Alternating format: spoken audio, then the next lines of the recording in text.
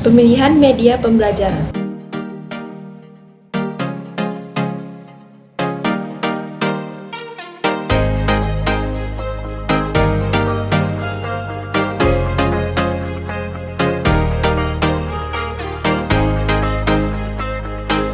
Pemilihan media pembelajaran didasarkan pada beberapa pertimbangan, termasuk yang pertama, harus sesuai dengan tujuan pembelajaran yang ingin dicapai, baik itu untuk menginformasikan, membujuk, atau melibatkan peserta didik.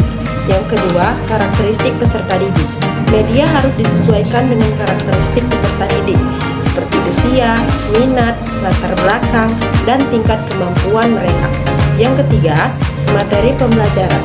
Media harus dapat mendukung materi pembelajaran dengan efektif dan memperjelas konsep yang sulit dipahami. Yang keempat, ketersediaan dan aksesibilitas. Media harus mudah diakses oleh peserta didik dan tersedia dalam jumlah yang memadai. Yang kelima, teknologi yang tersedia. Pemilihan media juga harus mempertimbangkan teknologi yang tersedia di lingkungan pembelajaran seperti proyektor, komputer, atau internet. Yang keenam, efektivitas biaya. Media harus memenuhi kebutuhan pembelajaran dengan biaya yang terjangkau dan memberikan nilai tambah yang signifikan. Yang ketujuh, fleksibilitas media harus memungkinkan untuk penggunaan yang fleksibel, baik dalam pengaturan kelas formal maupun di luar kelas. Yang terakhir yaitu relevansi konteks pembelajaran. Media harus sesuai dengan konteks pembelajaran, termasuk lingkungan, budaya, dan kebutuhan spesifik peserta didik.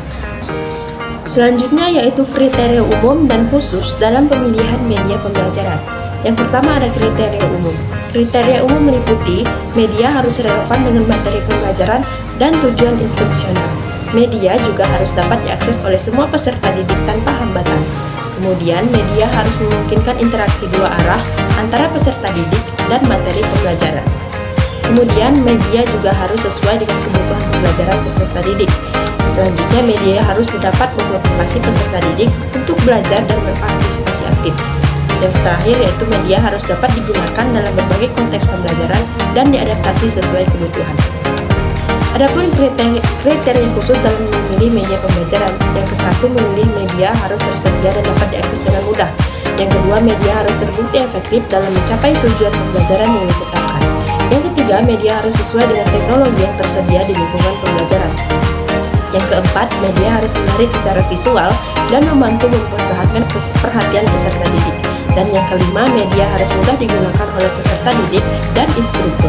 Kemudian yang keenam, media harus berkebutuhan pembelajaran dengan biaya yang terjangkau. Selanjutnya yaitu prosedur memilih media pembelajaran. Yang ke-1, tentukan tujuan pembelajaran dan kebutuhan peserta didik. Yang kedua, tinjau media yang tersedia dan teknologi yang digunakan. Yang ketiga, gunakan kriteria umum dan khusus untuk mengevaluasi media yang cocok. Yang keempat yaitu lakukan uji coba media untuk memastikan kesesuaian dengan tujuan pembelajaran. Dan yang kelima, pilih media yang paling sesuai dengan kebutuhan dan kriteria yang telah ditetapkan. Dan yang terakhir, implementasikan media dalam pembelajaran dan terus evaluasi efektivitasnya untuk memperbaiki berkelanjutan.